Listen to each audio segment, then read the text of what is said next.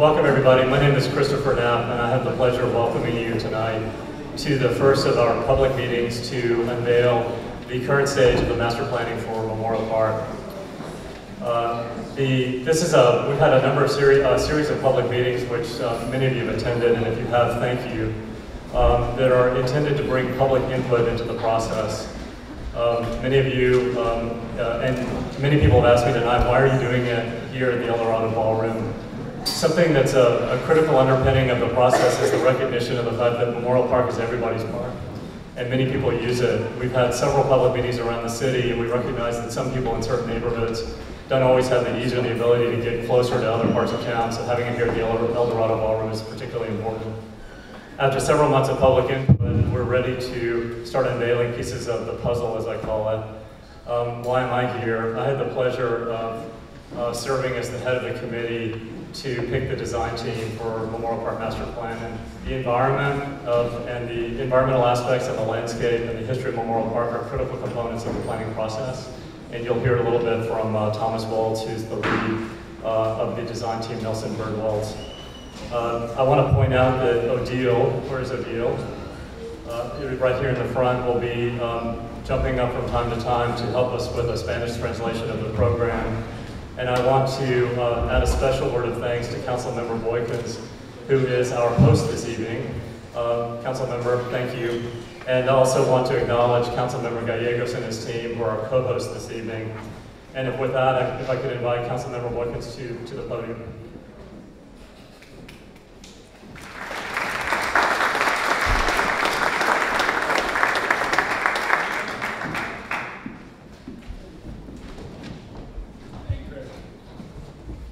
You know, I was telling Chris in the back, he said, I'm Chris Knapp. I said, spend money in District D. That's the first thing I said to him. So I'm gonna say, welcome to District D, but the money you brought in that door, make sure you empty your pockets and buy something while you're in my district, okay? I got the police running all your license plates. So if you don't spend money, Steve, we gonna arrest you, okay? Thank you all so much. I know we only have a short time, but I do need to, on a serious note, thank you all for selecting District D and the El Dorado Ballroom to host this event. And it was interesting to me that I found out coming in that you guys chose to do this on your own. This is not some mandate that you guys want to go out throughout the city and explain what you guys are trying to do. So thank you so much. I want to give you all a hand for that. Thank you so much for choosing my neighborhood and my district.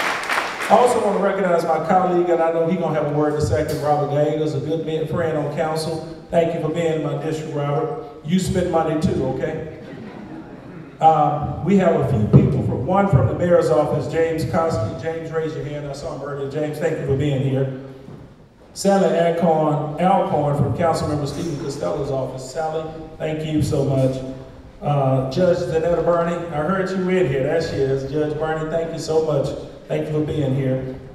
The Memorial Park Conservancy, again, thank you so much, all of you guys, for your commitment to this project. Houston Parks Department, Uptown Houston, the Tourist Board, Theola Pettaway, I thought she was, I don't know if she's still here. Thank you so much, Theola, for being here. NBW Master Planners, I'm almost through, you guys. NBW Master Planners, and Chris Knapp. I read well, but thank you all so much, and we don't take this for granted. Shavonda, I left anybody out? Matt in Christy's office? Where is Matt? Stand up, Matt. He just went to the back. Okay, but you know, it's interesting. I asked Shavonda, did I leave anybody out? She should have said, yeah, me. Shavonda Johnson, Deputy Chief of Staff from my office. Thank you, Shavonda. I want to thank, thanks to the members of the Memorial Park Conservancy, the Houston Parks, again, Recreation Department, and Uptown Tours for convening this public update meeting on the Memorial Park Master Plan and for encouraging ongoing public engagement. That's extremely important to me. Thanks to you and the members of the community for taking time to come out, Reverend Ray Martin and others I see, to come out and learn more about the new master plan and to provide your input on how this Memorial Park can be enhanced new plan and enjoyed by the people across the city, which includes District D.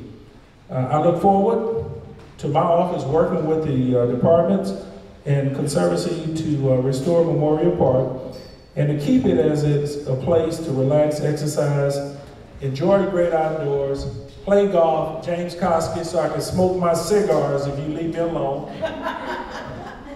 And I just want to say thank you all again so much and welcome to District D. Thank you.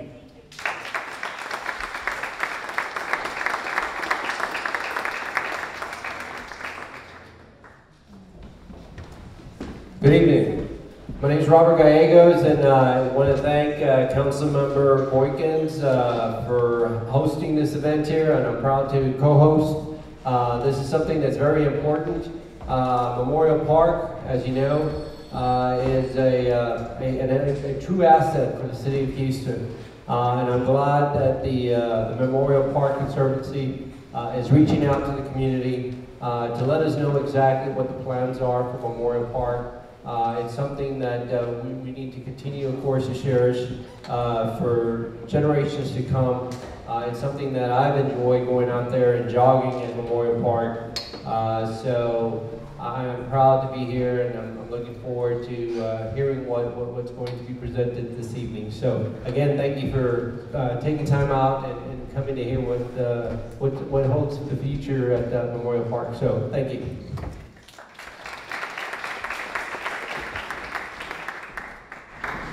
Some of you may be wondering, what in the world is a master plan? And I like to call the moment we're in Houston the 100-year moment for our city. Some of you may know that the Parks Plan that was originally drafted by the Progressive Mayoral Administration in around 1912, called the Comey Plan, was the original Parks Plan for the city of Houston.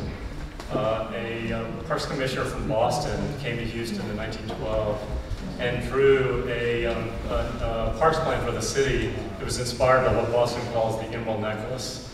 And what he proposed is really fascinating because 100 years later we're actually putting it back together. What he proposed was using the bio waterways, natural waterways, as linear parks, and then finding a few places throughout the city where you could aggregate larger acreage for larger public parks. In his initial studies of the city, he identified something he called Pines Park on Main Street, which was then just recently built. That became Herman Park. Memorial Park very happily came into the city inventory in around 1924, 1925. Herman Park in its original state was 750 acres. Today it's 450 roughly. Memorial Park is about 1,500 acres. And then McGregor Park came in with about 300 acres, 250 acres, not far from this neighborhood. Early 20th century was really great for the city of Houston in terms of city planning and parks, such that by 1930, Houston, believe it or not, on a per capita basis, was one of the largest parks per capita cities in the United States for a population of the city at that time of about 300,000. I think it's really important to point out in 1930, Houston, however, was a very different city. It was a southern segregated city, so not everyone in the city benefited from the planning of those parks. Quite happily, in 2014, we live in a very different city. We live in one of the most progressive cities in the country. And the lesson for tonight, or one of the things I hope you'll take away from this, is the importance of proactive stewardship of our public spaces. The post-World War II history for Houston was pretty ugly for our public parks. McGregor Park was cut into by a state highway. Herman Park lost about a third of its acreage for a really wonderful happening, the creation of the Texas Medical Center. But unfortunately, that happened in 1943 when you could have bought a lot more land for the Texas Medical Center. It's very difficult to buy 750 acres for a city park today. Memorial Park, of course, is 1,500 acres. So with all of that in context, I'd like to introduce the planning, the management team. This is a partnership that's very important between the Memorial Park Conservancy, the Uptown Management District, and Lord Consulting is here. I'll talk about them in just a moment. Nelson Birdwaltz are the design team from whom you'll hear in just a moment. And importantly, the Houston Parks and Recreation Department. I'd like to ask the Memorial Park Conservancy Executive Director, Shelley Arnold, to acknowledge herself, to raise her hand. I'd like to see Senator Mary from the Uptown Management District. And Lisa Lisa Johnson, representing Houston Parks and Recreation Department. Before I introduce Thomas Waltz of Nelson Bird Waltz, I'd like to recognize and acknowledge Priya and Joy from Lord Consulting. You'll be hearing more from them later this evening. Thank you for being here. They've been handling the public input process over the last several months, and I'm not sure whether Odile will be saying anything right now, or will you be getting up a little bit later? I don't want to interrupt you if you have something to say. Okay, great. So with that, I'd like to introduce Thomas Waltz of Nelson Bird Waltz, who is leading the design effort. I also want to send a special welcome to Jeff Ayton. Please raise your hand, Jeff. And Elisa Diamond of the Nelson Bird Waltz team. So with that, Thomas, I'm delighted to welcome you to Houston and to the Eldorado Bowl.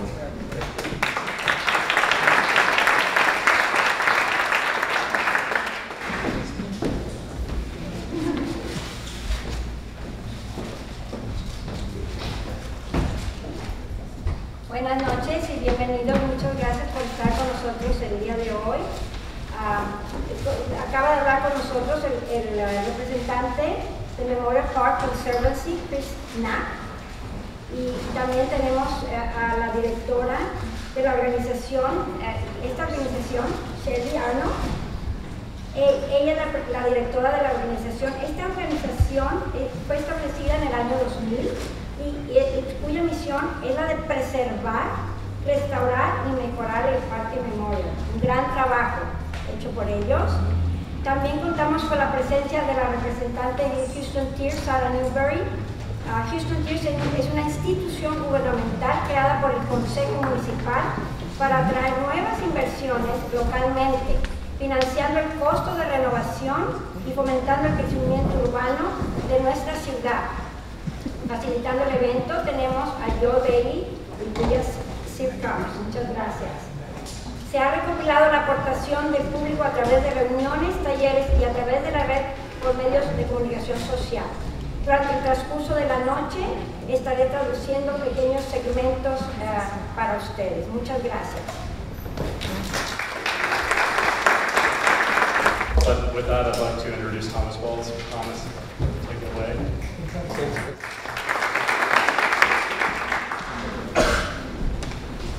Good evening, everyone.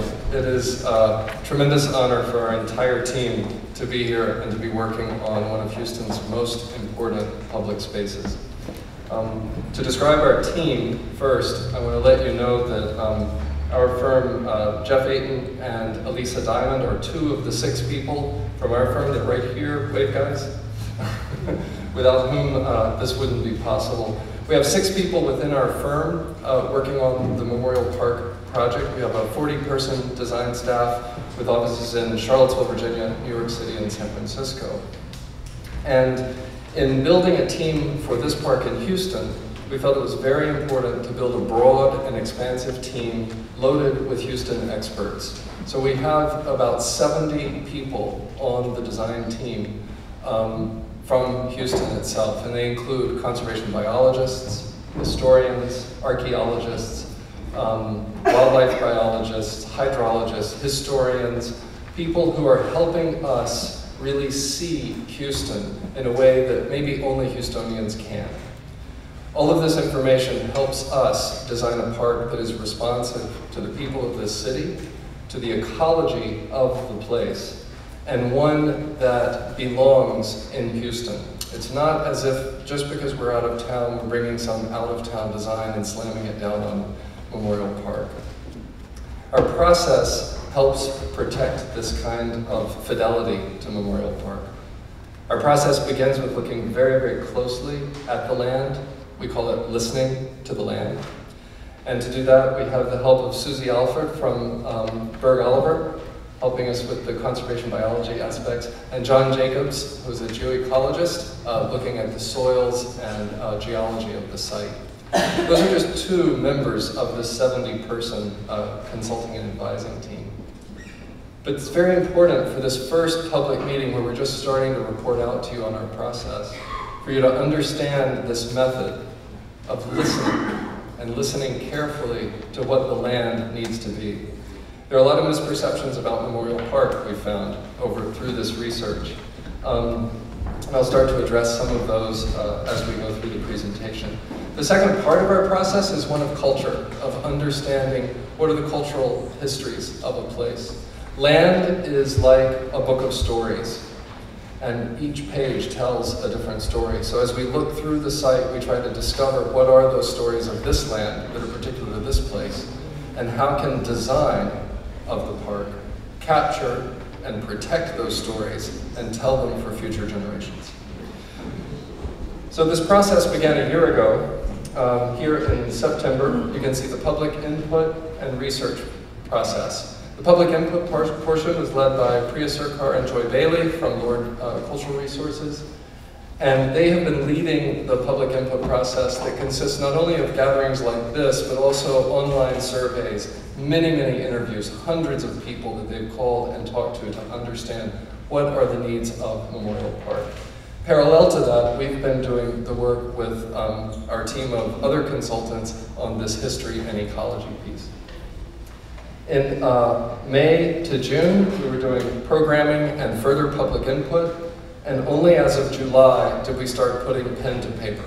So what we're going to show you today are the first guiding principles that are the summary of this past year of gathering information. We're going to talk about the initiatives that are going to guide us into the next 10 months of design. So if you look at it, we're about a third of the way into design.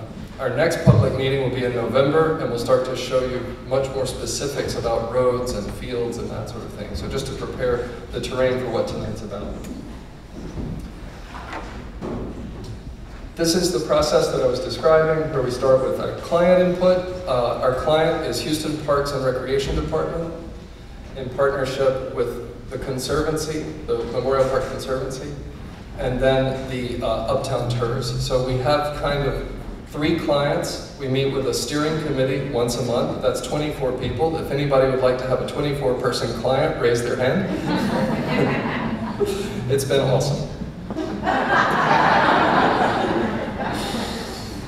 These are the public priorities that we've gathered. Enhancement of existing character, amenities, and usage, long-term sustainability, balance, safety and security, communication, access, and individual and community enhancement. So I'll address these as we move through the presentation.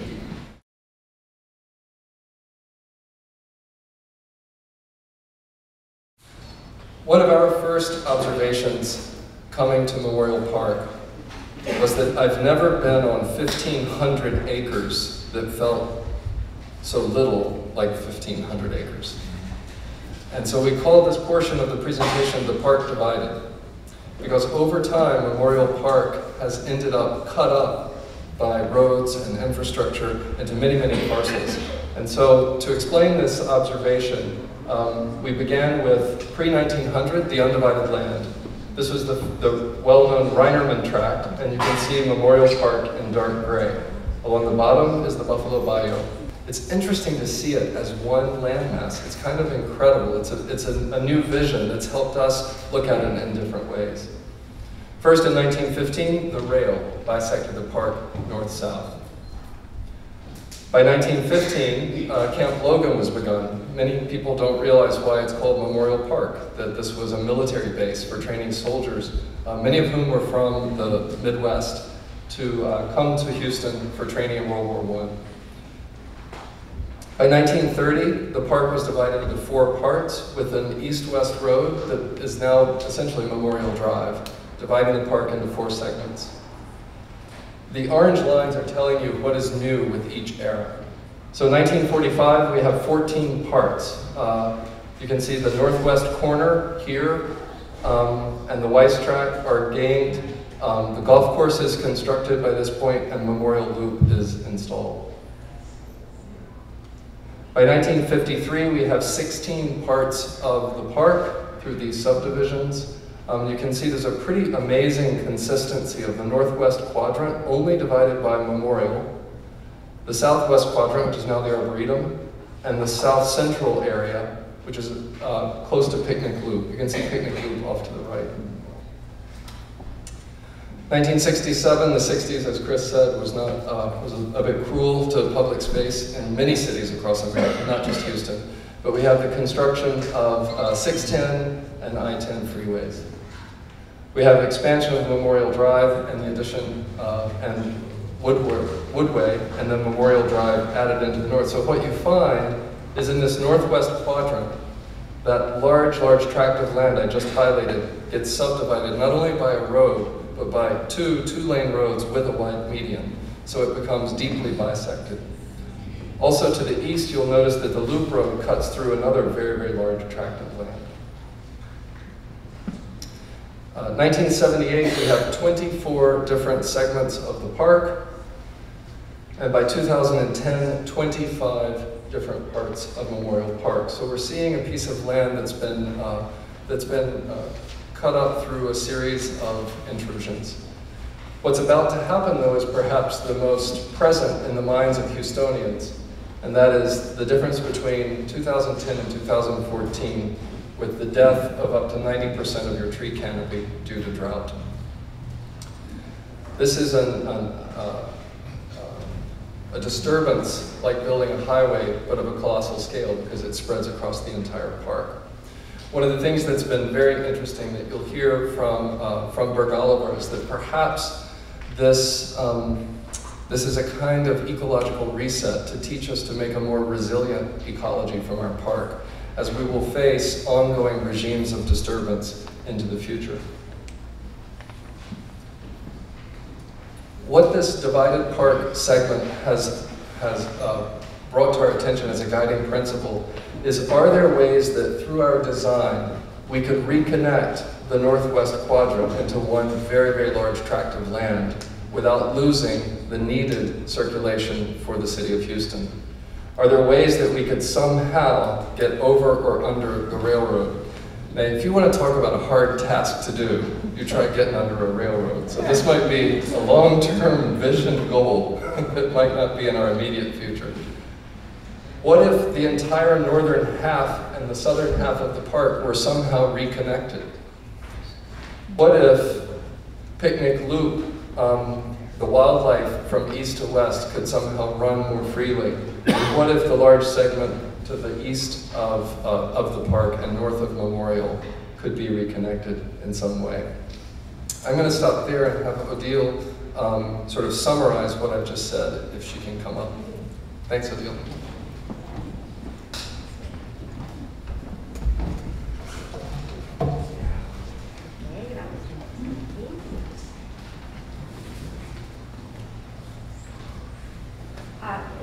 Tom nos introdujo, el arquitecto Tom de la firma Nelson Bird Walls, nos presentó a los dos expertos científicos que se han dedicado al estudio del parque, el geólogo John Jacob y la ecologista Susan Alford. Por favor.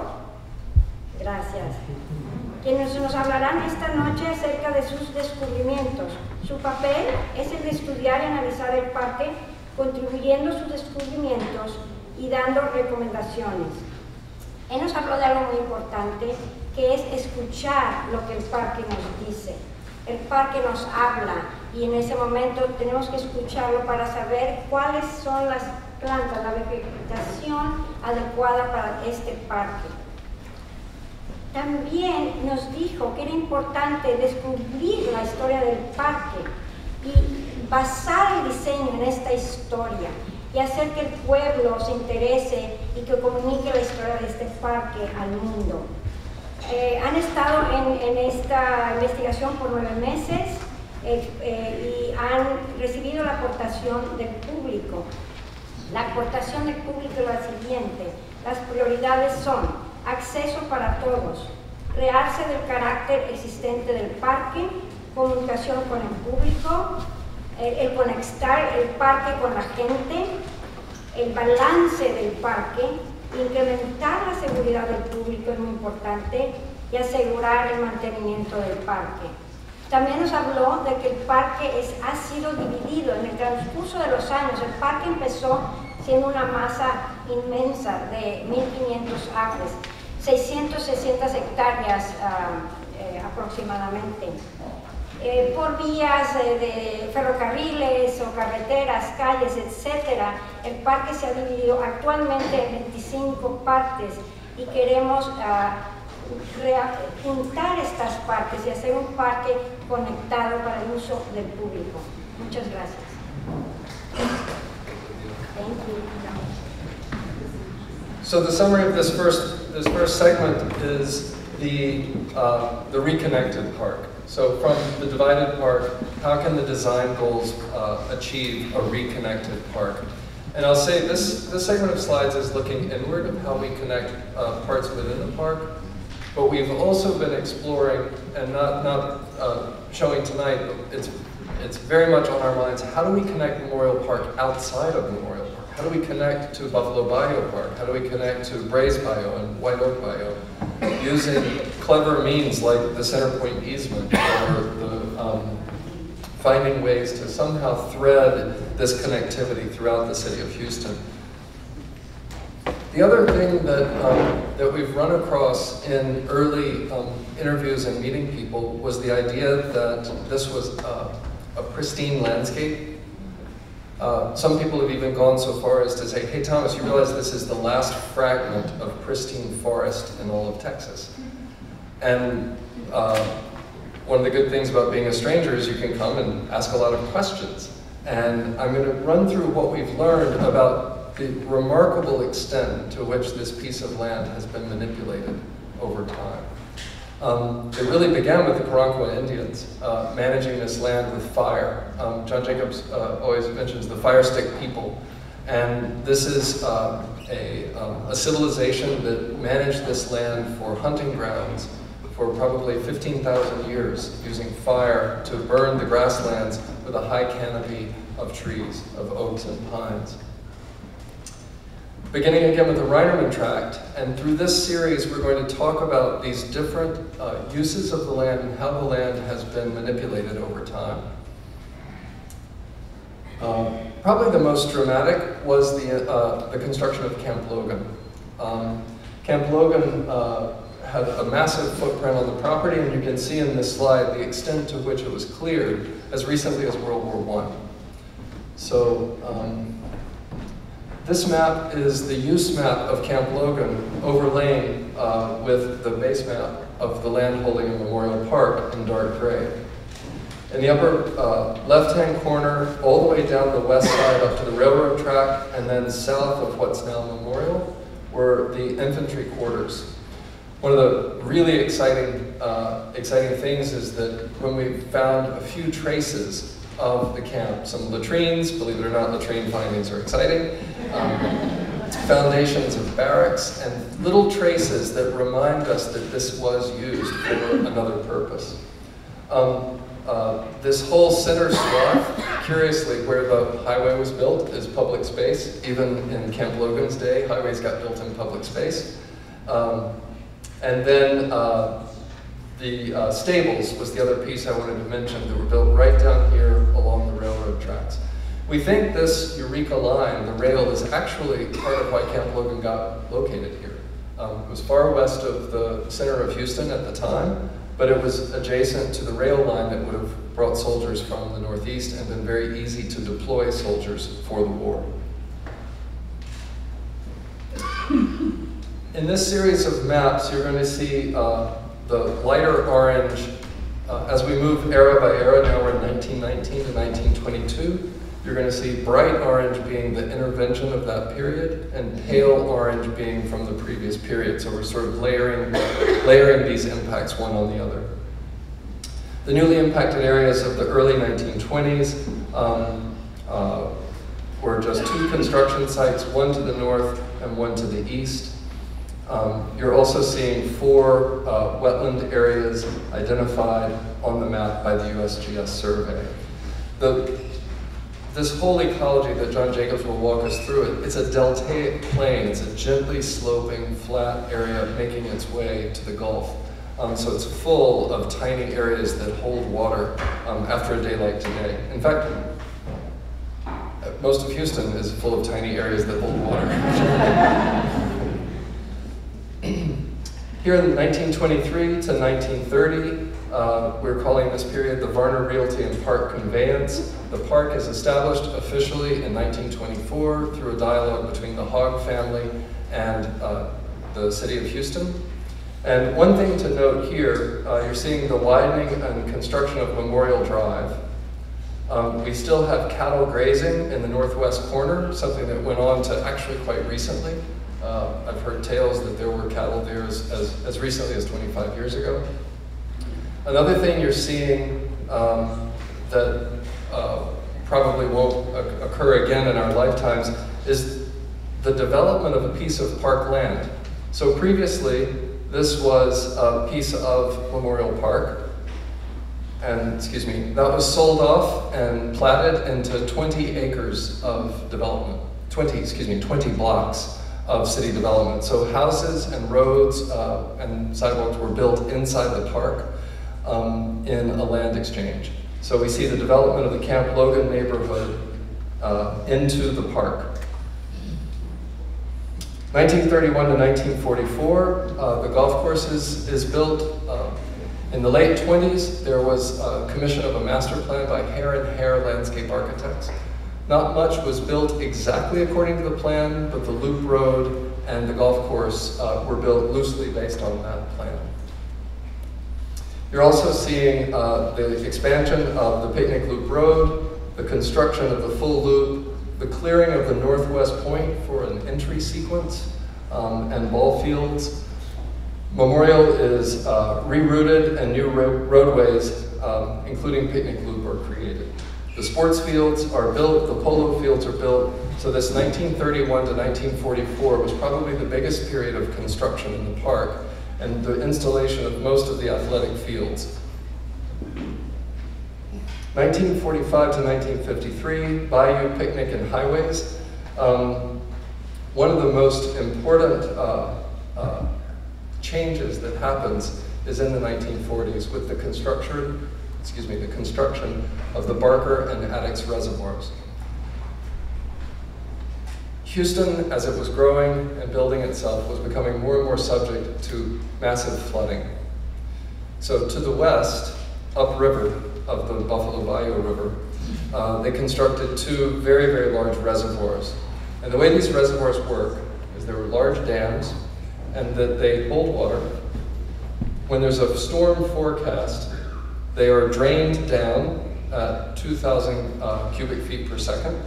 They are drained down the drainage way of the Buffalo Bayou. When the storm hits, they're closed and they fill up with stormwater. This is actually preventing the flooding of downtown Houston. So it's a very important piece of the protection of the city. However, what it means is that the Buffalo Bayou doesn't operate as a natural river because its water is completely controlled by Army Corps of Engineers. So this was a real shock to us because we'd walked down, it's so beautiful. You're in this incredible oasis in the middle of the city, walking down along the bayou, but we were looking at the banks and some of the slumping and things and starting to ask questions, and this answered a few of the questions that this is a highly managed hydrologic system. To the north, you're seeing more area cleared for playfields. To the lower right, you're seeing the Buffalo Bayou pre-1945, and then here's the dam and the Addicks and Barker reservoirs. So we made the bayou orange after this point, because at this point it is a manipulated landscape. Boy, 1954 to 67, a lot is constructed. We get Memorial Loop going up to the north, Woodway widened. It goes from being a shell carriage road in the park to a 6-lane highway that you know today, that becomes in its own way a kind of river that's difficult to get across. Here in 57 and 95, you're seeing the installation of many trails, many of the ones that we all enjoy today.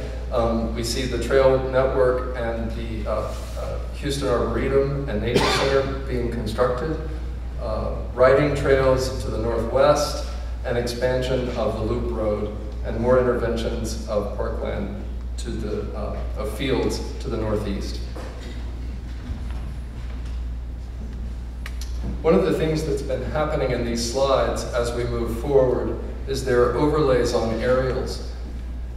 And from early days in the 30s, let me go one more, Here's 1919 aerial. So all of these light areas are open grassland fields with mats of oaks and pines and that sort of thing. And watch what's happening to the forest. It's getting denser and denser and denser and denser. And early in the 20th century, there were two fairly famous horticultural introductions through Houston, actually, to the United States. One is Chinese privet, and one is Chinese tallow.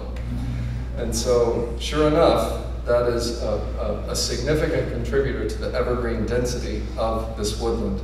And though it's green and verdant and lush, it does not necessarily evoke a healthy ecology for the park.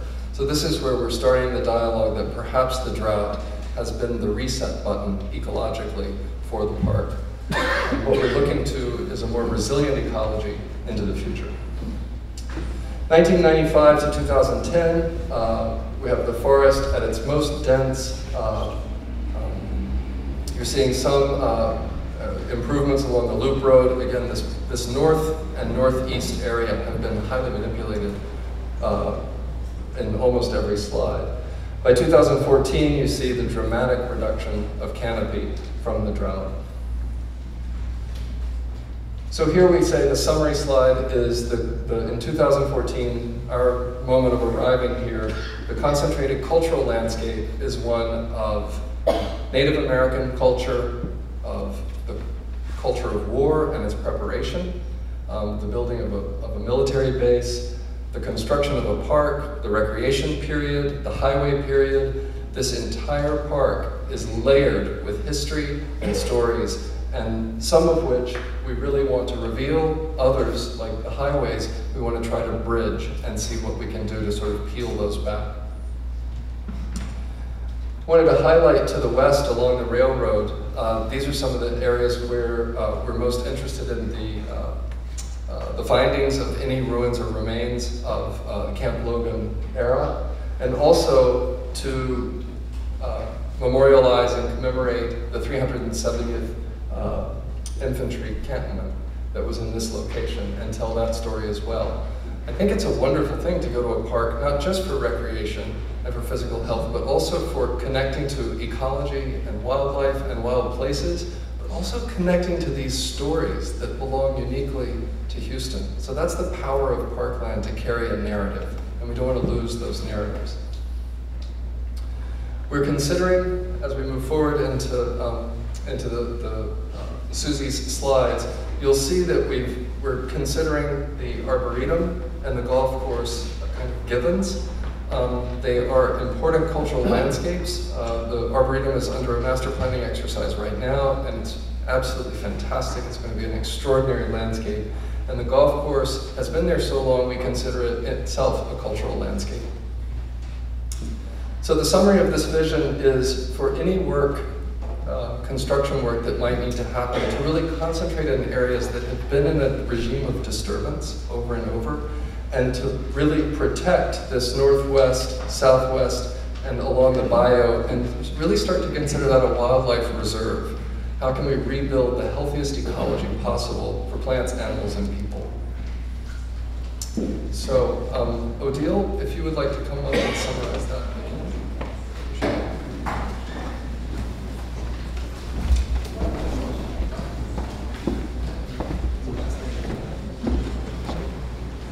El arquitecto Tomás trata de explicarnos un poco acerca de la historia del parque y cómo el parque ha ido evolucionando y ha sido alterado de muchas maneras.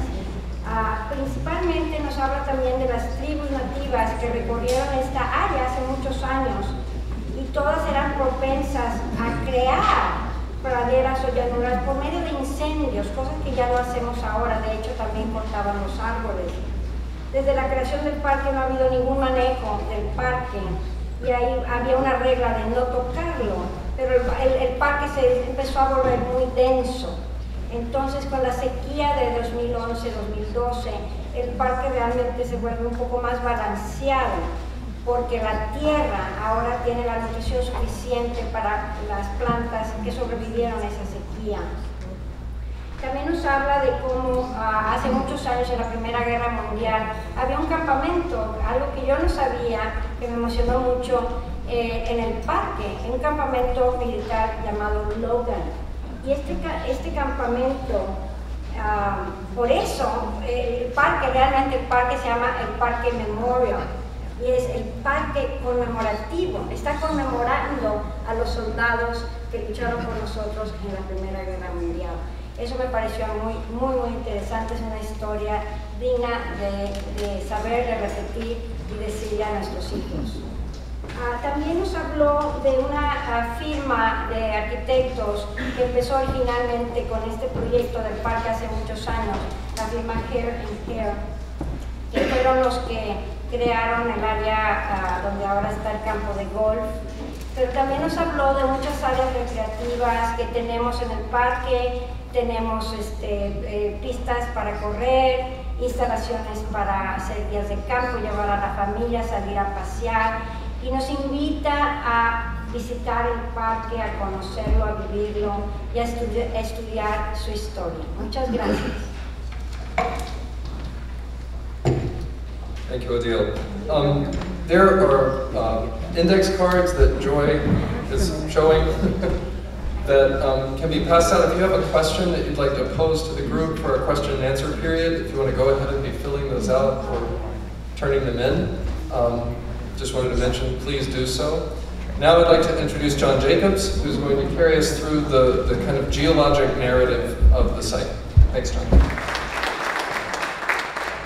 So I'm going to tell you a little bit about the geoecology. I was contracted to do a soil survey, so really some foundational work, but I'm going to take us back a little bit earlier even than the soil. I want to look at the geologic history as well. And the reason I want to do this is because past is prologue. So we need to know, if we're going to know where we're going, we need to have a little bit of an idea of where we've been. So Thomas mentioned that these are ancient sediments here. They're actually fluvial deltaic sediments, bringing down sediments all the way from the Rocky Mountains, believe it or not. So we're walking on mountains here. You don't need to go all the way up to Estes Park or anything. Right underneath here. But these are the great fluvial deltaic deposits which Houston sits astride the two great formations, the Lissy and the Beaumont Formation, and Memorial Park itself sits right astride of both of those formations. The geologic history here, as we've said, has been one of a series of episodes of erosion and deposition.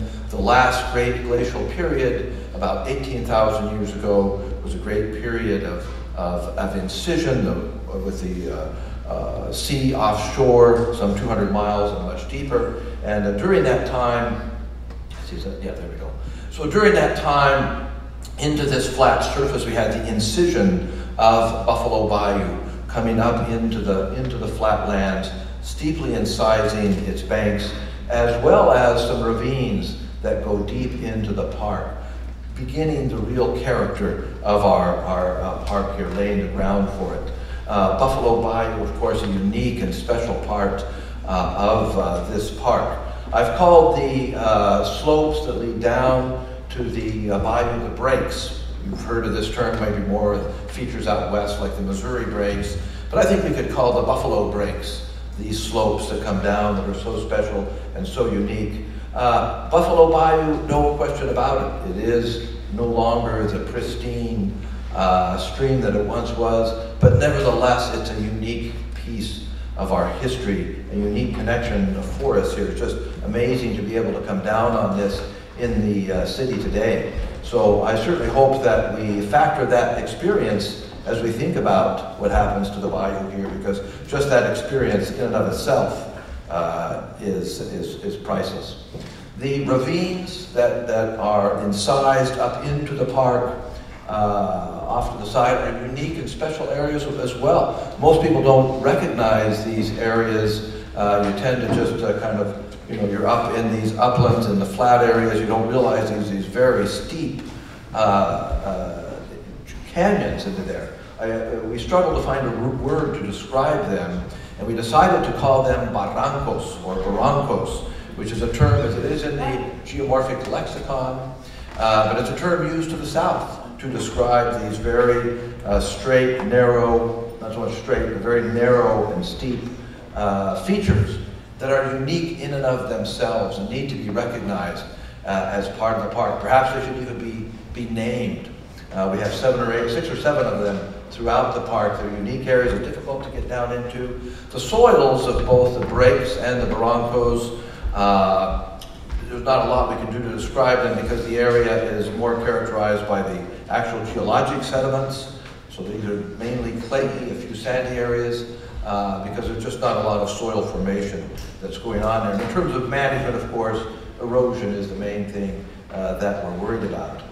So then we move on up to the soil survey itself that we did. This was actually quite a detailed soil survey. We walked all the way across the park, excluding the golf course and the arboretum. So over 150 observations made where we augured down into the soil, anywhere from 10 to 15 all the way down to 80 inches to develop a picture of what's happening here. Once you take out the barrancos and the breaks, it's rather a uniform picture here. We show 2 basic kinds of soils here, loamy clay pan and sandy clay pan. Fundamentally, it's a clay pan plain all the way across, with part of it a little sandier, part of it a little loamier, but actually quite close. So this is what that clay pan soil looks like.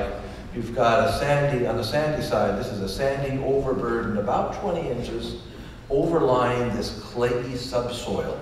And amazingly, it's very uniform across. It can be anywhere from 18 inches to 22 inches, but that vast majority, it comes in there. It's a very profound hydrologic feature.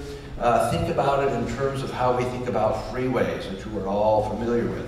So when you're zooming along a freeway that's 5 lanes wide on your side, and all of a sudden it comes down to 2 lanes, you know what happens.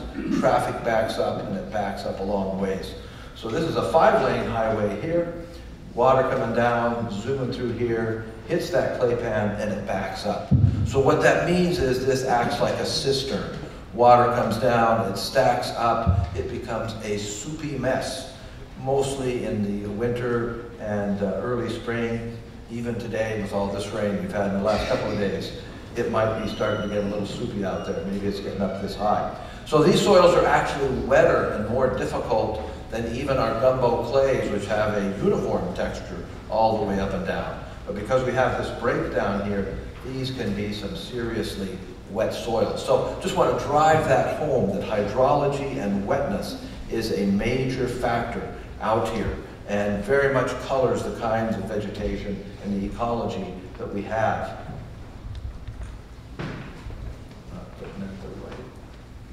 There we go. Oh, went too far. Okay, there we go. Gotta hold the mouse right.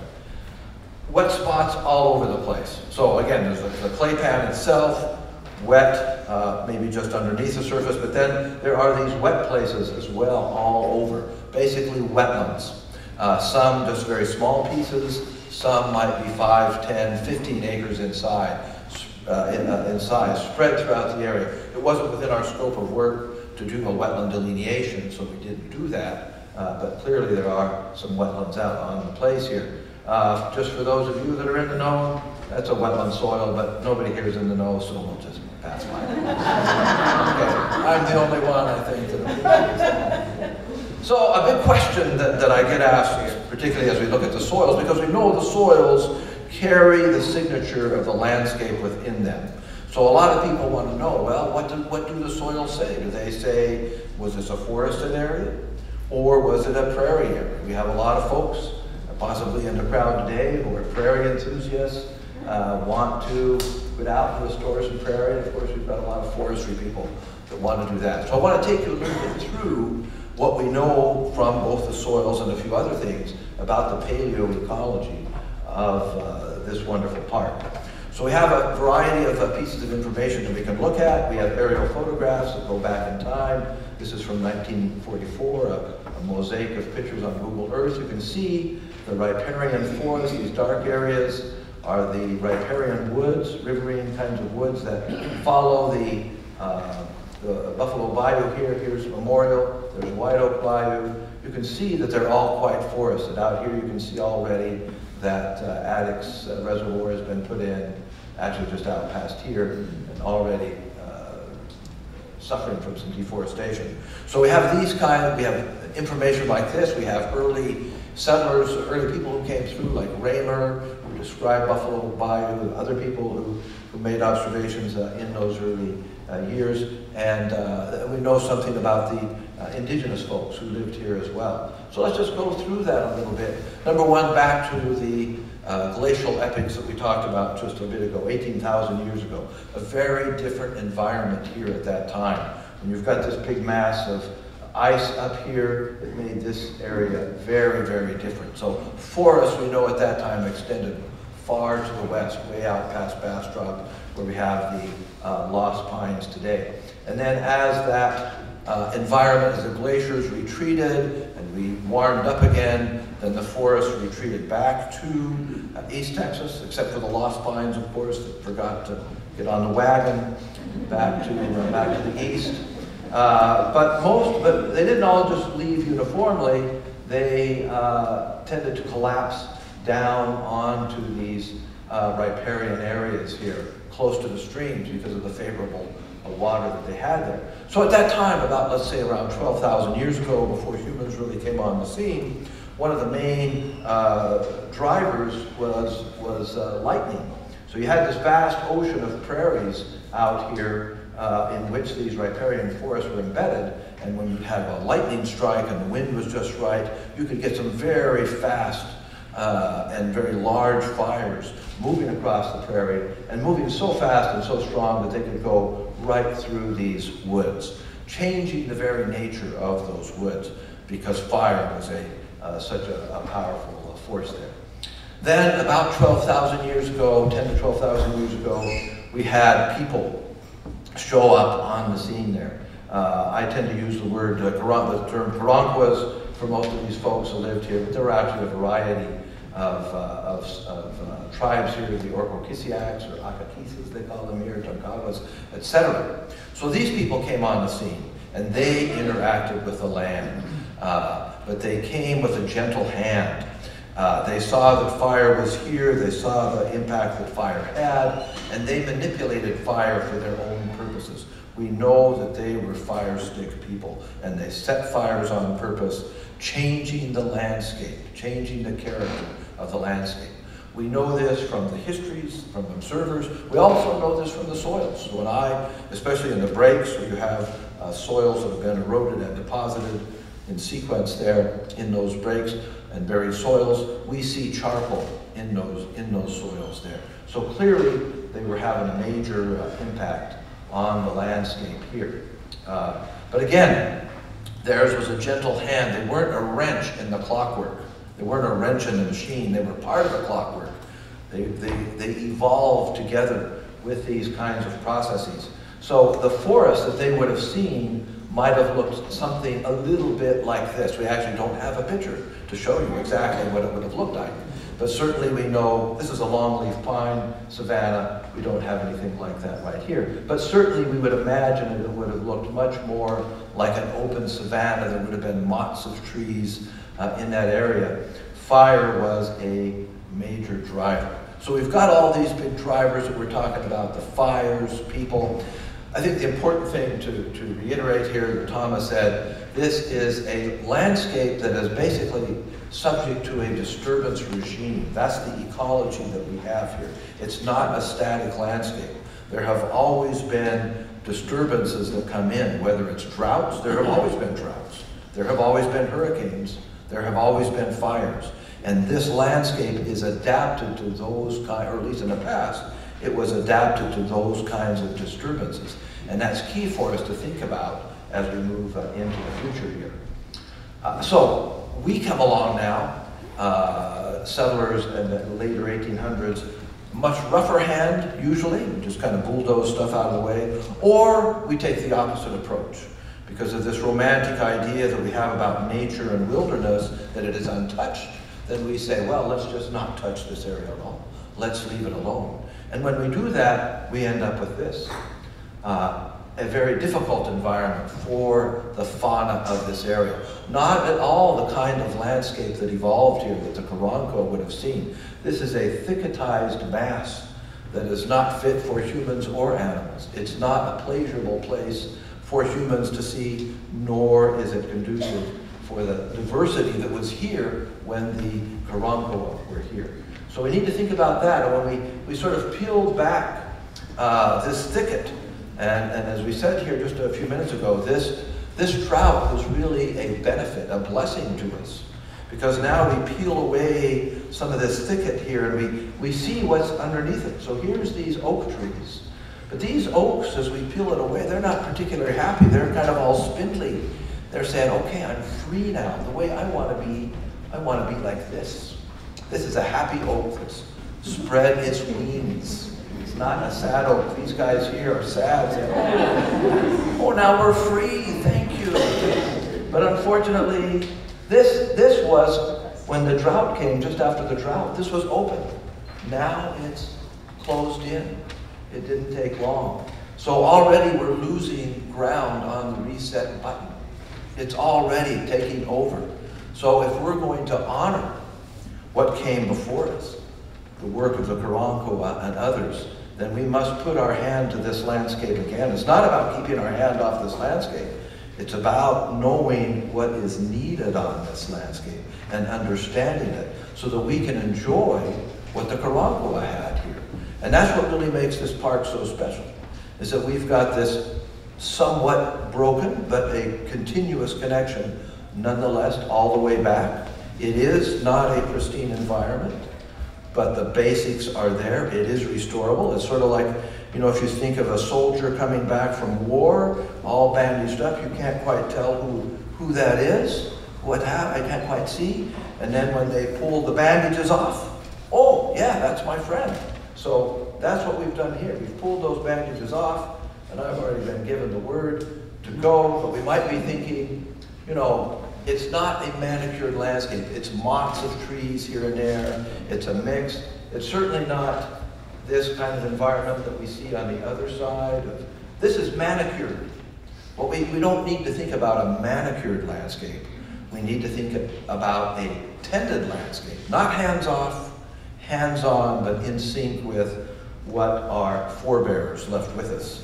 And with that, I will close. But then I have to go en español también, right? Okay, so I can actually make up the extra points, you know, right here, right? ¿Cómo no? Okay, yo voy a dar mi resumen aquí, no tan bien como mi colega aquí, pero voy a hacer la lucha. Primero quiero saber si hay alguien aquí que entiende cualquier palabra que yo estoy diciendo. Esas son charadas. Así hay, ok, bueno, de veras. Ok, bueno, entonces sí. El punto principal aquí es que aquí tenemos una joya que tiene una conexión antigua, una conexión continua a la gente que estaba aquí antes, a los indígenas. Es un parque especial que nosotros podemos recrear el ambiente que existía aquí antiguamente. Una joya única, como pocos hay en cualquier parte del mundo. Pero es una joya que tenemos que ilustrar, tenemos que manejar, tenemos que saber, conocer la historia para poder tener este parque aquí para nuestros nietos en el futuro. Y con eso, amén.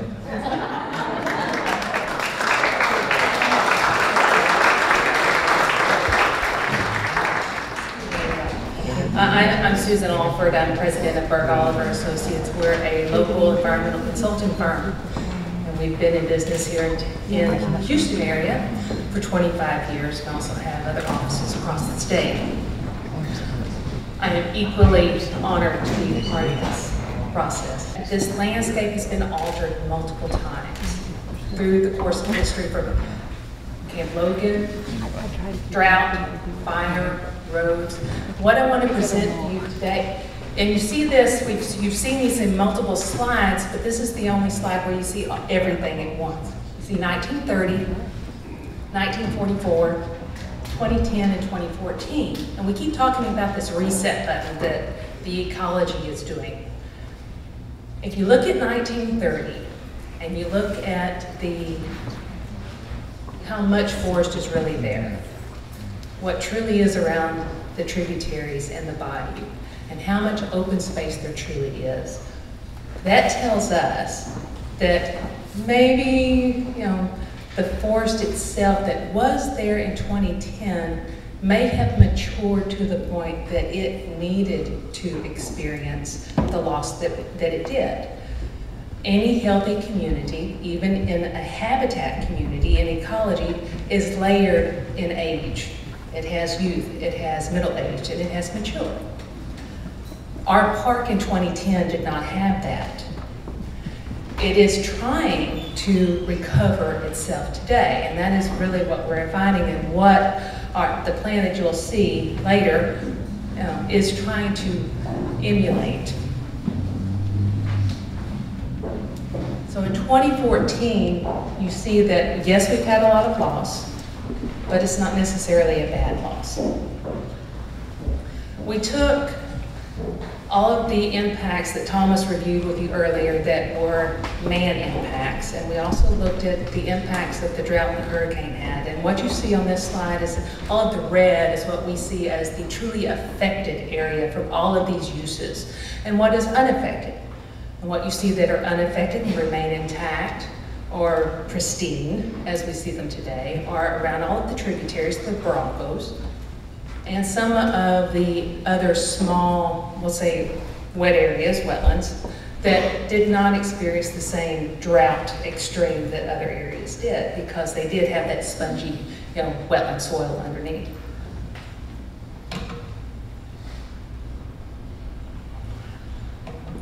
In doing the research on this within this process, we started looking at not just what is currently there, but also what was there in the past based on the soils. What did the soils tell us, as well as what did research tell us from before?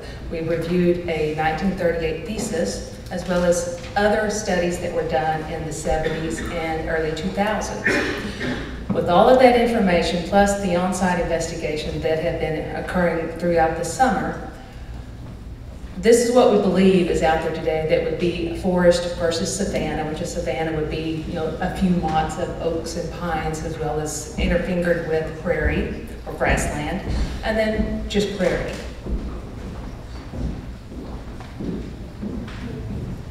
These are just some examples that are within the park themselves that we believe emulate those settings, a savanna and a forest and a prairie.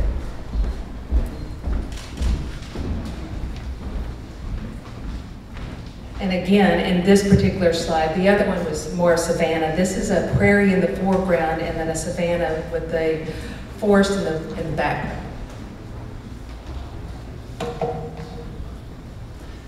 Reviewing all of that research information from the 1938 thesis, as well as the current information that was supplied, working with the design team, we've evaluated based on what is there today, what is forest, what is prairie, what is savanna, and based on the soil types that are there, what possibly could we restore or assist this park in resetting itself to? What is it trying to do on its own? The bottom portion of this slide shows a potential restoration plan. The blue areas are more wetland prairies, things that may have some sedges and some willows and some cypress trees. The areas that are hatched in black, more savanna, which some of the happy oaks that John described, little clusters of happy oaks with some inner fingers of prairie within them. And then also true forest, the forest that most of us grew up seeing within the park itself, that are quite dense. The reasons why those tributaries are intact and are not eroding is because of all of the great forest around them and the root zones that are holding them intact. The picture on the right is from the 1938 thesis that was reviewed in all of our research. In our minds, that's what we believe this park truly wants to be again. The picture on the left, it actually does come within the park itself. And that's what we would like to manage this park toward. The picture on the right was taken south of Memorial within the park. If you look, there's not any Chinese tallow, and there's no Chinese privet in the picture on the right. There's a lot of American beautyberry, young pine trees, older pine trees, some nice oak. Again, going back to our proposed restoration, potential restoration. I want to say this is potential restoration plan. One of the items that I didn't describe is the area in yellow. There is an existing native prairie within the park that has been untouched through time, right next to the railroad. We would like to expand that. Now, John mentioned mountains. Coming from the Rockies, this is the best picture I could come up with that shows a prairie with little blue stem and Cytox Brahma that looks kind of like a hill, a bunch of a hill as we get in Houston. But as you will see in the next few slides that Thomas will present, this is a possibility. John mentioned a lot about fire. Yes, it is a wonderful management tool in ecology and how we manage landscapes. It's not necessarily something that we can use actually on the park. But in this series of slides, the picture on the right is actually a pine savanna. And if you can see, there are charred marks on the trees, so it has been maintained with fire. And there's no tallow, there's no rubus, there's no little thorny things that stick you in the thigh when you walk through. And the same is true to the small picture on the top right, or excuse me, your top left. The prairie in that particular photograph is little blue stem with a mix of pine trees. And the one on the bottom actually has a wonderful American beautyberry understory. There is an amazing amount of American beautyberry within the park today. And for those of you that don't know, as you walk through the park, in about 3 to 4 months, there will be amazing spots of wonderful plants that have bright, brilliant purple berries on them. And they're beautiful. And deer love them. There's not a lot of deer out there, so they're in great condition. Now, this is actually a photograph from the 1938 thesis that was taken north of Memorial. This, in our minds, emulates what a true savanna would look like within the park.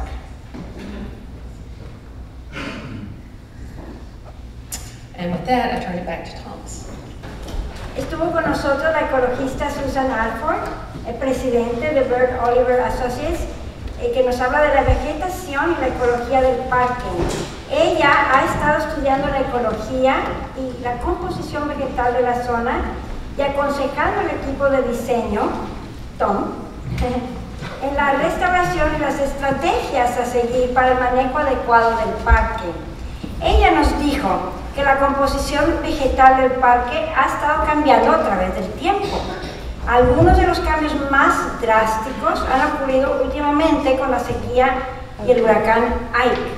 Nos mostró unas fotos de los años 1930, 1944, 2010 y 2014 y vimos las comparaciones.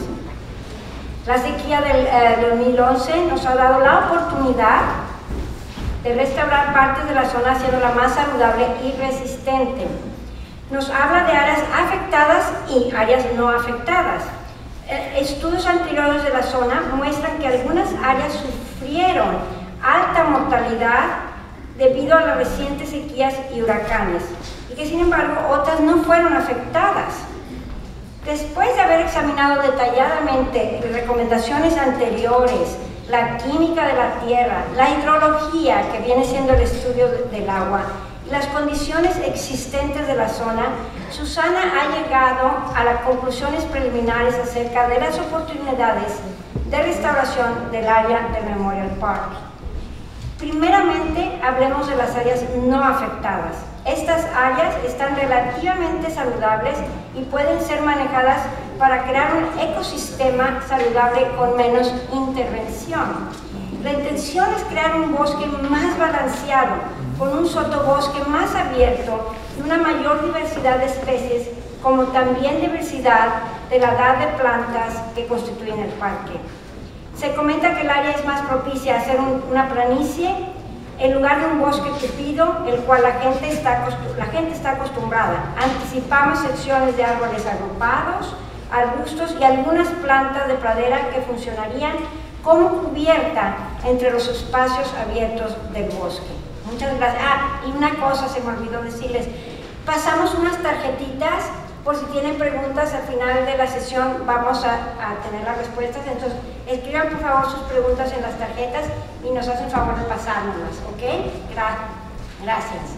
Las tarjetitas. Gracias.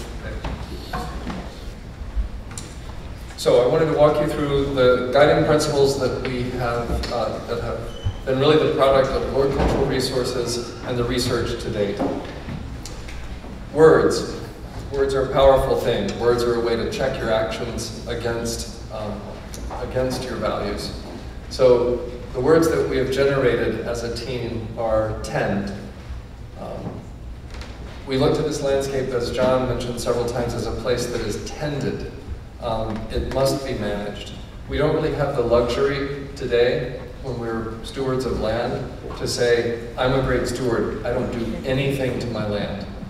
Unfortunately, between climate and invasive plants and animals, we have a landscape that is dramatically altered. So maintenance really must come first and foremost in Memorial Park moving forward. So each thing that we propose as a design, we're imagining what is the maintenance regime, what is the funding for that maintenance, how do we design toward maintaining this park to provide ultimate resilience of the landscape. We're also looking at another teammate that is very important in our process is Sherwood Design Engineering, a firm that we've worked with in many parts of the United States. They are specialists in alternative and sustainable stormwater management. One of the things that they revealed to us during our research process is that Memorial Park drains another 110 acres to the north of I-10, and that water goes to a pump station and is pumped to the river. We started to imagine together, what if we made very large basins that could hold that stormwater within the park?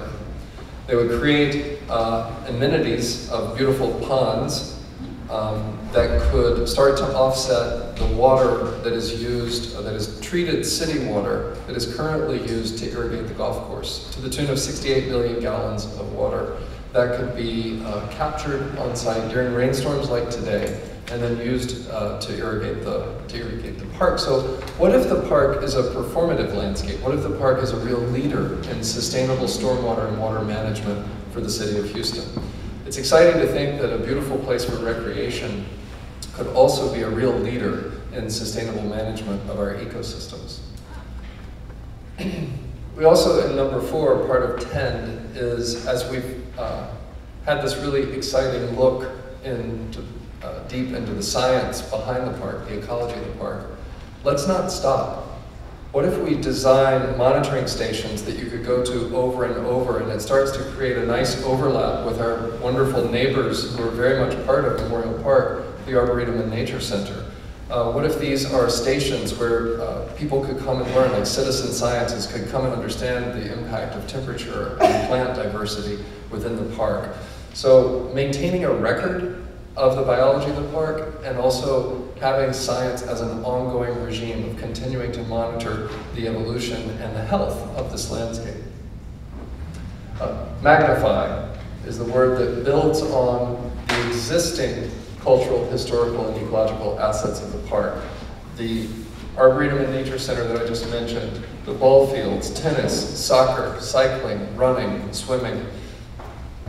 We are intending, and we're not there yet, but we're starting to look at, and we'll be presenting at our next meeting in November, starting to look at moving some of the fields around. We are keeping all the same number of fields that are currently there, the sports activities, but we might be shifting them around so that they can share resources, have better access to parking, water, those sorts of things.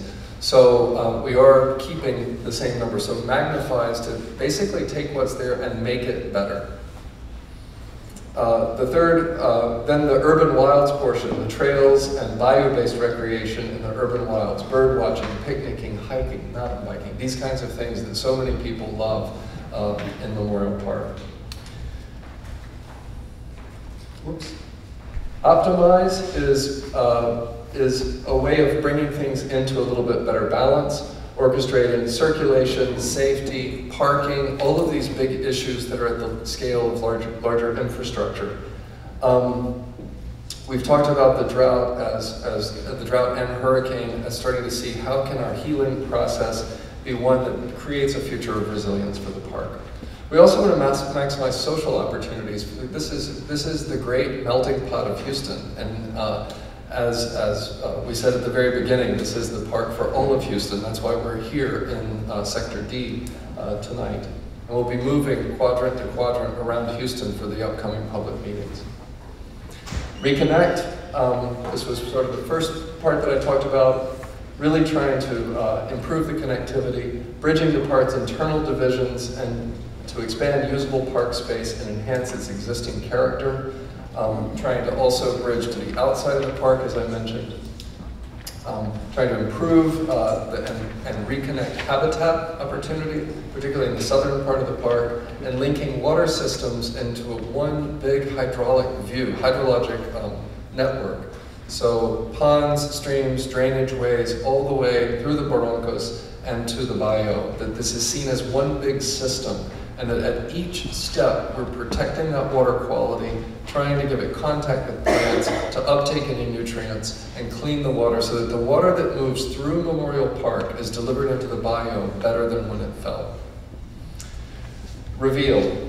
This really summarizes some of the things that I was mentioning about the deeper cultural history of the park that may not be evident today, like the 350th Regiment that I mentioned, that's an area that we would like to memorialize and interpret for the public. The footprint, maybe not literally, but the history of Camp Logan, the memorial site, the Hare and Hare design of the park from the 1920s. These are all the layers of cultural history that have been in the park that really need to find their voice. The Reconnected Park was this goal of a lot of the design work. We looked at the most impacted areas, and if we rearrange items within the park, seeking to do that within the most impacted areas. Looking at the existing distribution of amenities, we have active recreation, one large block south of Memorial, and then in the northeast corner and northwest, we have the Seymour Lieberman Trail, and then the picnic area essentially consolidated in one very, very large block.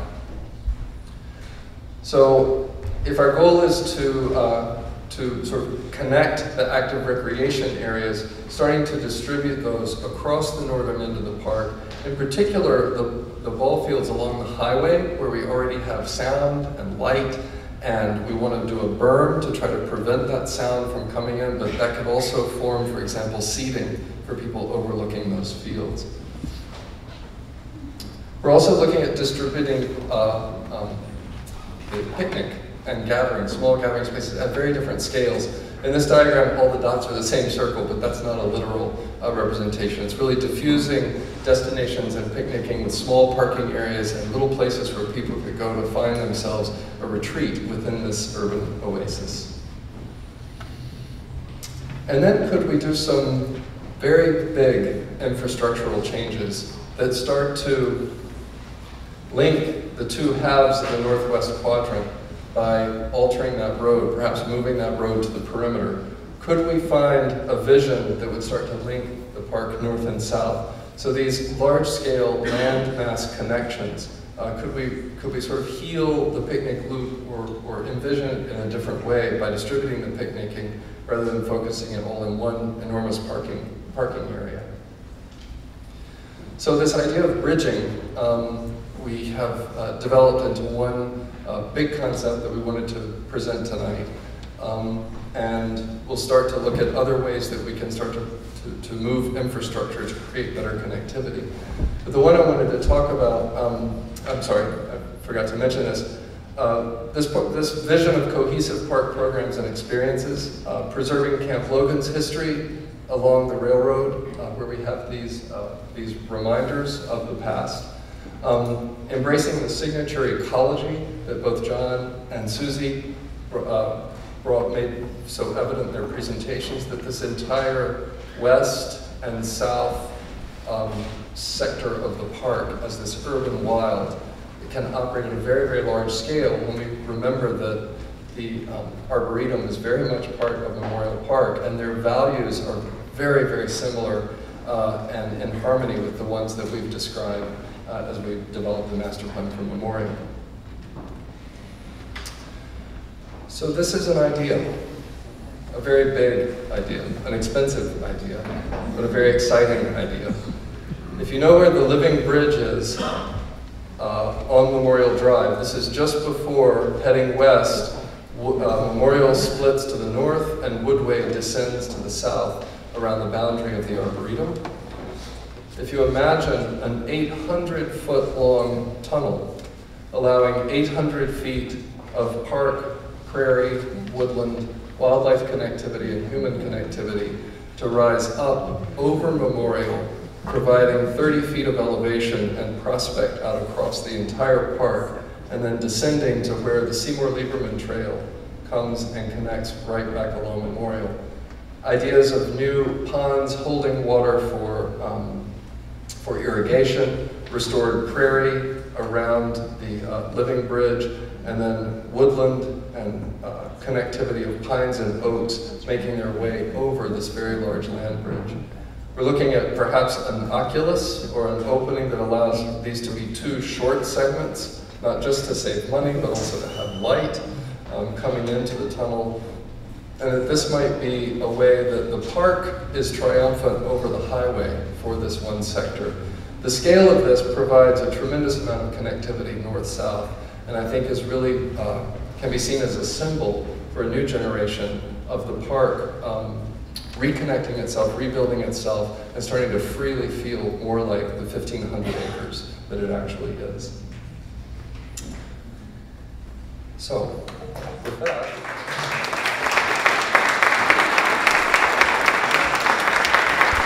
Tom nos habló de la guía de principios para dicho proyecto que fue formulada por el equipo de Nelson Burning Walls para incorporar y resumir el proceso de aportación y participación del público. Nos habló de varios puntos, tengo aquí 5. El primero es el cuidado del parque. El Parque Memorial necesita de nuestros cuidados. Ayudemos al mantenimiento del parque siendo buenos ciudadanos.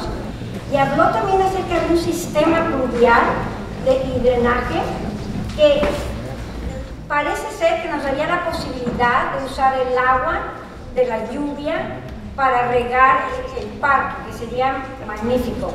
También habló de hacer visible. Hacer visible que si el Parque Memorial tiene mucho a su favor y tiene mucho que ofrecernos. Hagamos las cosas visibles para que la gente sepa qué áreas recreativas tenemos. También habló de la optimización. Las áreas del parque están fuera de balance la una con la otra. Arreglémoslas de manera que el parque funcione óptimamente. También habló de conectarnos, volvernos a conectar. El Parque Memorial está dividido de muchas maneras.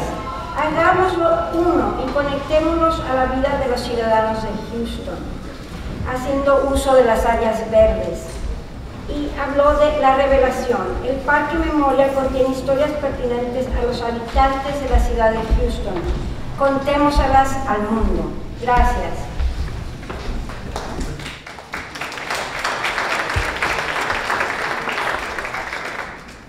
Hi everyone, I am Joy Bailey Bryant. I'm Managing Director US for Lord Cultural Resources, and it's been a great time, really informational. The intent of these regular update meetings, this is the first of many, is for the whole city of Houston to be informed about what is happening during this master planning process. So to that end, we know that an important part of staying informed is having your questions answered. So we have a panel that's going to come forward. So during the course of the evening, we asked everyone to write your questions on a note card, and we are still, you see Suzanne walking around with the basket, we're still collecting the cards. We have a few here that I'm going to ask of the panelists, and we also are still collecting because even if we don't get to your question tonight, we will answer the questions and put them online at memorialparktomorrow.org. memorialparktomorrow.org, that is the website. So the first question, I'm going to go ahead and get it out of the way, make it very easy. Will the PowerPoint slideshow tonight be available on a public site? And the answer is just like those questions, yes it will. It will be on the memorialparktomorrow.org website. So we are going to be getting all of this information up within, we just kind of made a little promise to ourselves that we're going to get it up within the next 7 days. So that's where we're looking, memorialparktomorrow.org, okay?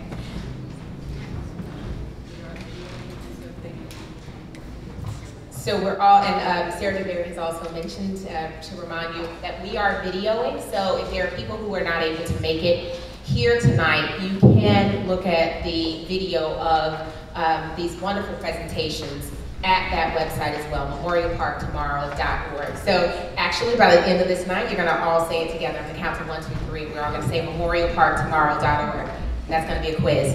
Okay, first question is going to, what are the current resources for maintaining the park? We talked a lot about the history and the future of the park. What are the current resources for maintaining the park? Shelley or Lisa, you want to begin that question? Currently, it's basically funded out of the general fund. Jay Daniels is in the crowd, or was in the crowd. He has the daunting task of managing that program. We have limited resources, but with the resources we have, they do a great job. Then the Conservancy does help add a layer. We get small revenue from golf, tennis, and some of the other amenities, but those revenues go back into those facilities. The Conservancy's operating budget every year is right now it runs about $1.3 million. That's what we spend to help the park. We're closing out a capital campaign, which was about $10 million with the delivery of a running trail center, which will open very shortly to the public. But we, year by year at this stage, operate on about $1.3 million. I will say the infusion of the TERS dollars will help the park tremendously. That could be $100 to $150 million over the next 10 or 15 years. The Conservancy will also need to raise significant amounts of money, yet to be determined, but it will be in the tens of millions of dollars range, and we'll have to determine what that will be as the master plan finalizes over time. You all keep that one. This next question is about the history. How long was Camp Logan active? What about the riots of 1918, and how were they memorialized? Thomas, because you gave such a great... Camp Logan was a training camp for World War I. So typically those training camps were built very, very quickly, rapidly, ground cleared, roads laid. Most of the buildings were impermanent. They did pour rough concrete footings, and then a lot of the tent structures were in canvas. There were stables, tents, mess houses, training centers, drill fields, and then at the end of World War I, it went defunct quite soon thereafter. Elisa might remember the exact date, but it was pretty much decommissioned at the end of World War I. One of the ideas that we've called out, that band, if you'll remember, to the west, middle of the park along the railroad. That area is where a lot of the regiments were housed. I think the story that we probably want to communicate publicly into the future is one of the people, the soldiers who were here and their sacrifice, and maybe that's not just a memorial about World War I, but perhaps that could be representative of the idea of sacrifice that we make for one another over time, a whole idea of a memorial grove. And then the regiment at the very top, I pointed out the riots of where the 350th Regiment was housed, and we've been contemplating a kind of memorial grove or meditation grove in that spot to remember the very specific events that unfolded at Camp Logan. That's great. The only other thing I'd add is there's a wonderful book that's just been released, Louis Albach and Lynn Gorski's book. They're local historians on Camp Logan that I would highly encourage you to purchase. It's just wonderful. Oh, and there are several exhibits on Camp Logan all around town. The Buffalo Soldier Museum, and at Sam Houston Park. That's right, the Heritage Society. This is another historical question, and it goes. It's hard with that right there. Maybe when they. Oh, you can't see beyond the yes speakers. I like that. So we're gonna move that. But you know what, to save time as well while that's happening, if the speakers can stand while we're answering the next question, because we're gonna stay with the historical, not moving back to World War I, but this question does, I heard that the last time master planning was done, there was discussion of eliminating ball fields. Is that the case this time around? No, I think I mentioned in the last slide that we're maybe repositioning some of the athletic facilities, but goodbye. Oh, hello everybody. That we are not looking to eliminate any of the ball fields. In fact, in meeting with the mayor directly, part of her mandate was we want to preserve all the fields that are there. We don't intend to add new ones, but we do intend to improve and maintain the exact number of fields that are there currently. Susie and John, you both kind of spoke about this. Why can't we perform control burns as they do at the Sam Houston Forest to control the undergrowth? You want me to pick? Because I can. Okay, Susie first, and then you can. Well, it's not a function of can we not. It's often it is public perception as to whether or not a controlled burn is controlled based on what we know of the site in its current condition. A controlled burn would likely start along the railroad tracks and then literally die on its own as it entered the forest canopy that is there today. There's not enough true fuel load. It would actually burn the tinder. But a controlled burn is that, a good controlled burn that is done in the winter when it is cool, does not get out of control. We don't intend for it to get out. Don't intend for it to get out of control. It's conceivable that there can be small fires here and there. We've got a nice fire break with the volume itself, but it would have to be very carefully thought out. Yeah. But we have substitutes for that. We don't need to have fire. There are also issues with air quality control. There are many regulations, there are many obstacles for us actually doing this, and one of them is air quality control. Yeah, inside the county, I think you can only do 25 acres at a whack, and only 3 of those. And that may even be different here inside the city, so.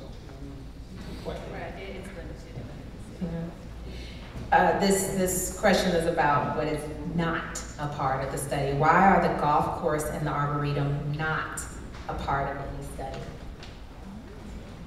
Well, the Arboretum is doing a master plan already. It's about a year ahead of where we are in the rest of Memorial Park, and we're working very closely together. The golf course is, I mean, most recently was redone inside the park and is considered a historical asset. I don't know, Thomas, do you have? I'd just like to add, many of the studies that Susie and John did for the park at large have already been done within the Arboretum and we are sharing resources with the Arboretum, so we will be taking that into account. Certainly, the idea is to have there be a kind of seamlessness in terms of the managed landscape going forward. Yeah, that's good. That does answer the question. Okay.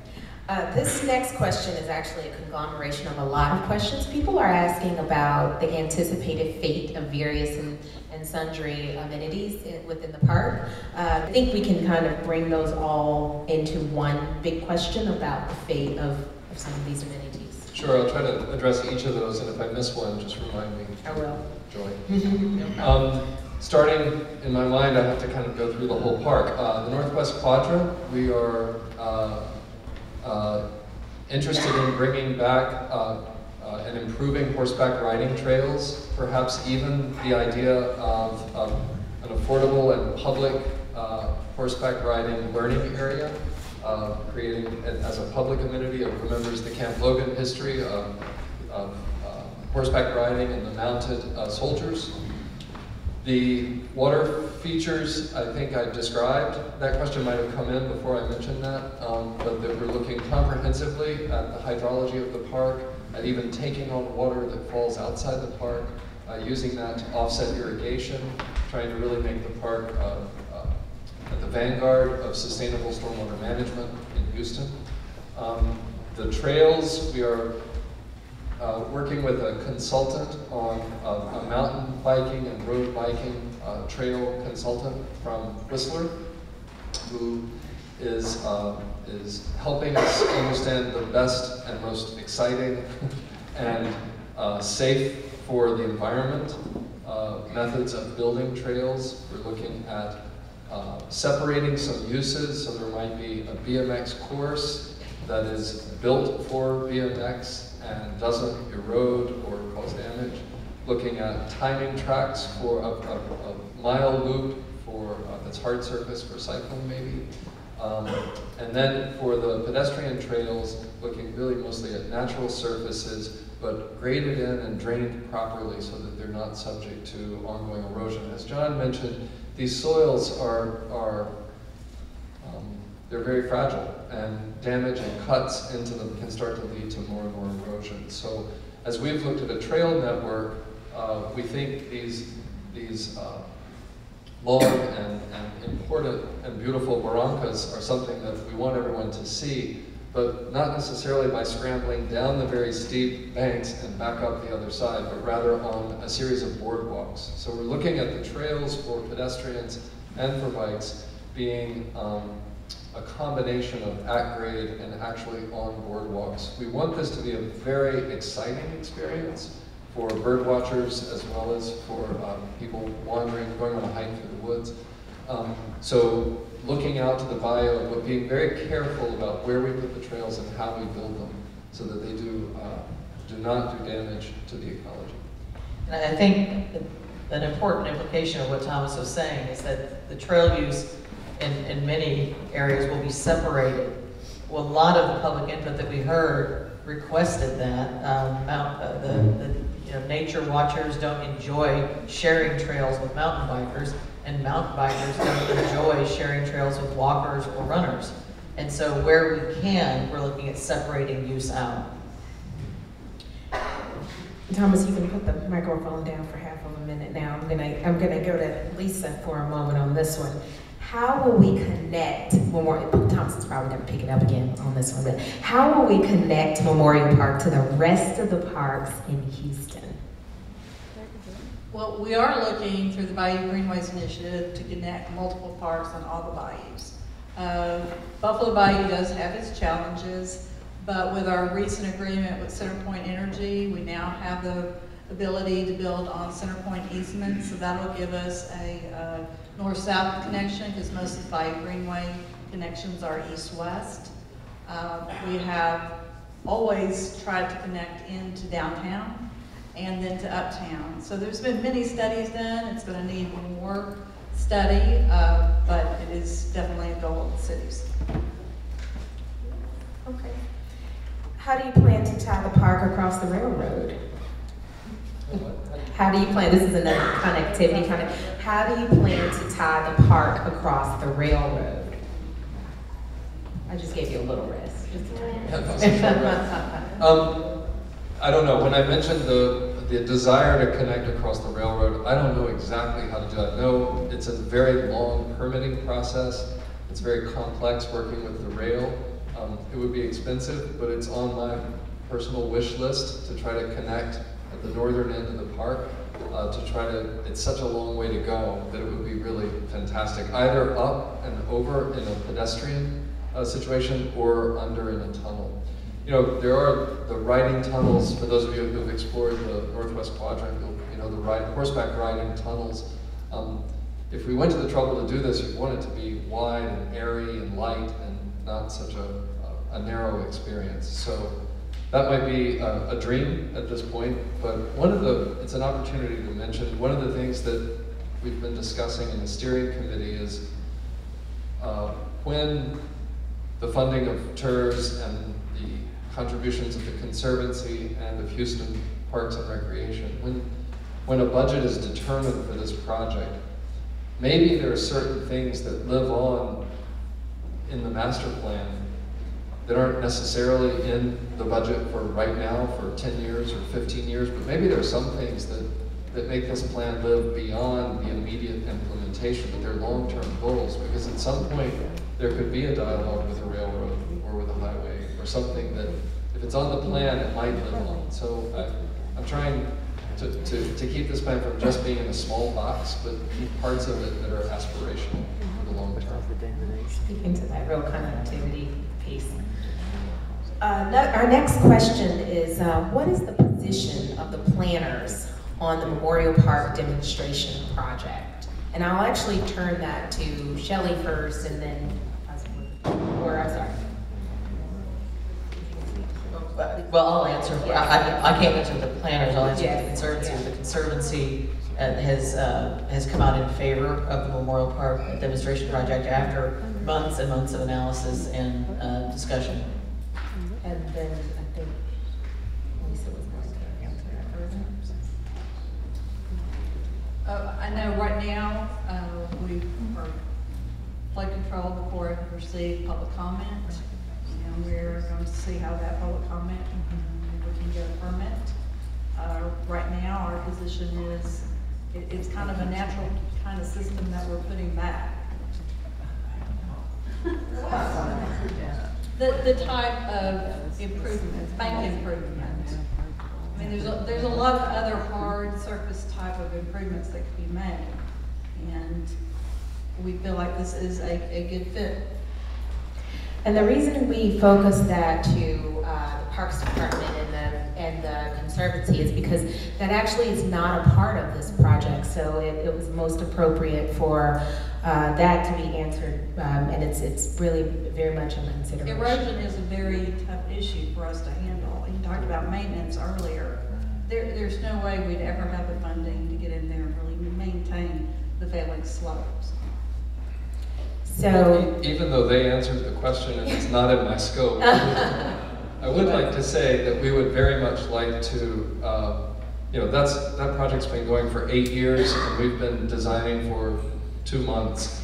So there's a big difference in the length, but we would love to weigh in should the project move forward on the horticulture and this whole idea of the plant ecology of the bios, so that it is replanted with the native plants, that if this stabilization works, there will be level areas of good soil that can hold trees that can actually mature and stabilize the bank. So at least that plant ecology could build on the ecology of the greater park. The restoration of the oak savanna, bottomland post-oak savanna, that is a way that we can help bring that plant community right to the banks.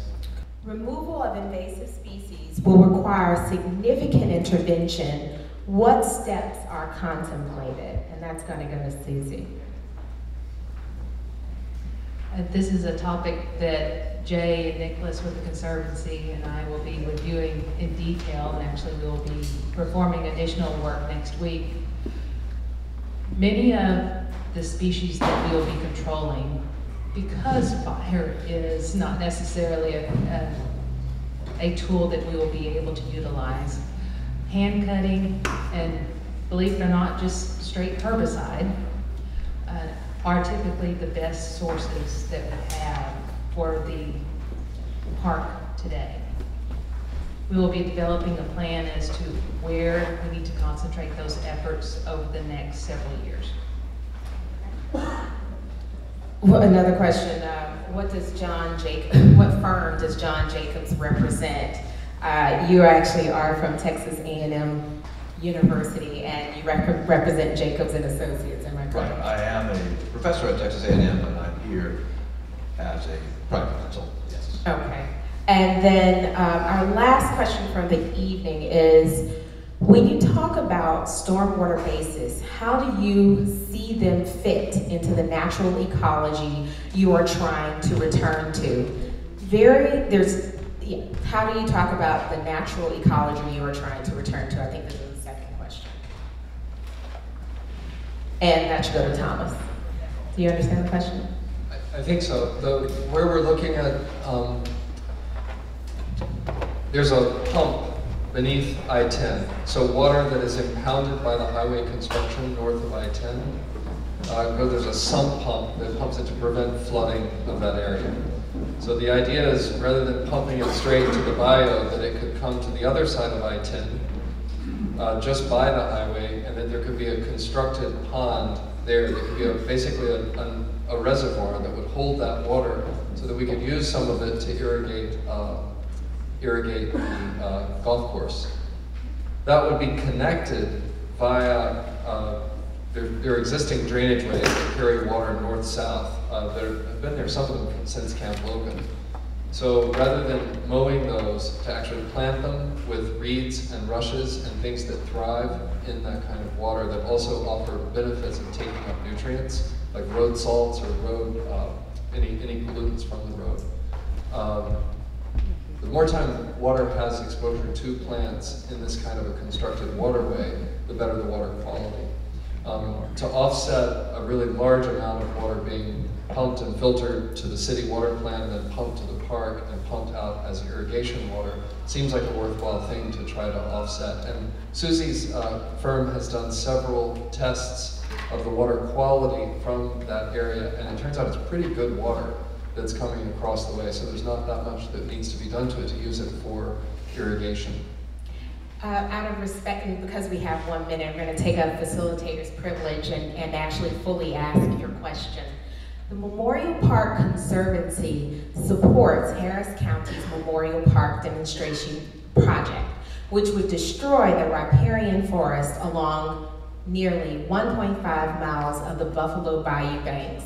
This is the question that I asked because we actually had 3 questions that were almost this exact wording. What is the position of the planners on the Memorial Park Demonstration Project? So that was the answer that the team gave. And I don't want to be rude to attendees, and we do appreciate your coming. So I do want to be respectful and ask the full question. I was trying to pull together a lot of different questions. Okay, so at this time, I'm going to give each of our literally 30 seconds time to close out. We can start with Shelley. Well, first of all, I wanted to say thank you very much for coming tonight. This is a momentous time for us in Houston. Chris talks about it being a 100-year moment. It is. If you think about what's happening around Houston and all the parks and all the green spaces and all of the activities, this is one of the big ones. And your participation and your support, your questions, your concern, and your future support is very important to us. Mil gracias por venir. Que tengan buena noche y que les vayan bien. Pero voy a pasar el microphone here. Well done, Shelley. I won't be able to repeat that effort.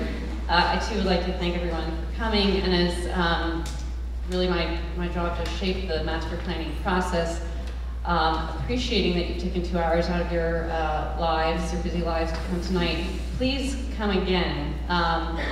I know people are eager and anxious to see the full picture. We don't know it yet. We're trying to share it along the way as we go and trying to do a thorough process. So tonight's really a story of the park. And thank you, Councilman Susie and John, for helping to tell that story. And please do come back and join us again in November to practice that. memorialparktomorrow.org will have a posting of the meetings, the times, and the locations. The next meeting is pinned down. The last two, we are still looking on locations, but we'll get that up to you. And please come back again. Thank you. The City of Houston and Houston Parks and Recreation Department is so excited about this project. Memorial Park is one of our signature parks, and we're just so happy that we can bring it up to the level where it needs to be. We talk about rearranging and having some of the same amenities that we have now, but if you use the amenities, they are dated, they are worn, and so I think we could bring it up to a higher level to really reflect the city and the Parks and Recreation Department's goals. Well, as I said, it's a great honor to be able to work on this, really a jewel for our city, a connection to our past, to the Karankawa and others, and to have something like that right in the heart of the city really is quite marvelous. And to have the powers that be, the TERS and others, put some effort into this to say, yes, this is important, is incredible. I think, I'm not a fluvial geomorphologist, so I'm not going to get totally into the what happens with the river here, but as I have said earlier, however this is weighed out in the balance, that value is special. And so I'm not saying it's got to go one way or the other, but that the experience that we have there and that beauty has to be weighed in the balance and should be, and I think should be weighed quite heavily, because this is such a special park. And I've got just a few grandchildren now, and I want this place here for them. The grandfather trump card always wins. I don't have grandchildren yet. Mine are just now driving. That's scary enough. Yeah. I hope everyone in this room is just as excited about the opportunity that Houston has to restore this magnificent place as the rest of this panel is. What you've seen tonight is really the first of four. Each meeting we're going to be, I talk about this project, it's almost like having an old school telephoto lens, and each crank you're bringing it more and more and more into focus. In April, this plan will be a fully rendered plan showing ball fields and roads and parking and all of those items. So we're trying to move judiciously, ask good questions, and move wisely. It is very, very hard. I admit how incredibly difficult it is to get it right as you can for as many people as you can.